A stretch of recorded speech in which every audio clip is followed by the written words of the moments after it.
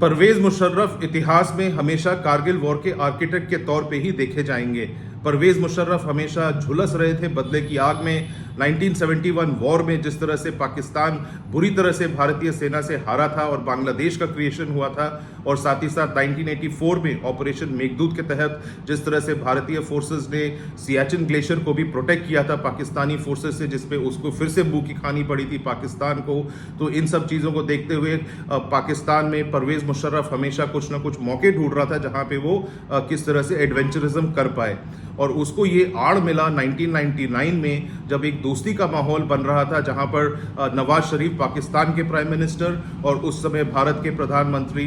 श्री अटल बिहारी वाजपेयी जी के बीच में काफ़ी डिस्कशंस चल रहे थे। लाहौर अग्रीमेंट भी हुआ था, लाहौर बस डिप्लोमेसी भी चल रहा था।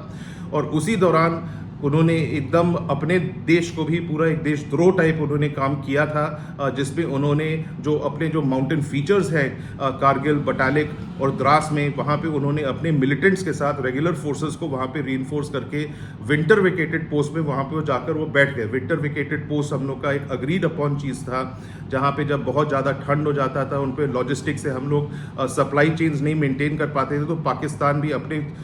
एरियाज़ को छोड़ता था और इंडिया भी हम लोग अपने जो पोस्ट से उससे अब वापस आते थे। लेकिन परवेज मुशर्रफ ने ये मौका देखकर जो अग्रीड अपॉन चीज़ को वो धोखा देते हुए वो विंटर में भी उन पोस्ट को ऑक्यूपाई करता रहा। और जब भारत के ट्रूप्स ने बाद में पता चला, तो परवेज मुशर्रफ को ये भी नहीं मालूम था कि किस तरह से हम लोग आक्रमण करेंगे और किस तय से हम लोग जाकर वहाँ पर पाकिस्तान के ट्रूप्स को वहाँ से डिसलॉज करेंगे। और भारतीय सेना का जो जोश था, वो जुनून था, वहाँ पे हम लोग जाकर रिकैप्चर अपने पोस्ट करके वापस तिरंगा लहराए थे। परवेज मुशर्रफ जो था वो एक बहुत बड़ा, उसको अब कह सकते हैं कि उसने देशद्रोह किया पाकिस्तान के खिलाफ, भारत के खिलाफ तो उसका था ही, लेकिन जिस तरह से उसने एक इलेक्टेड गवर्नमेंट को भी चीट किया, जहां पे नवाज शरीफ को भी कानो कान खबर नहीं लग पाई थी कि परवेज मुशर्रफ ये सब कर रहा है रेगुलर ट्रूप्स के साथ। और जिस तरह से उसको एक एम्बैरेसमेंट हुआ था पब्लिक फोरम्स में, जहां पे यूएस ने भी उनको बोला कि अपने रेगुलर ट्रूप्स को वहां से कारगिल एरिया से आप वापस लेकर जाइए। परवेज मुशर्रफ को हमेशा ये पता था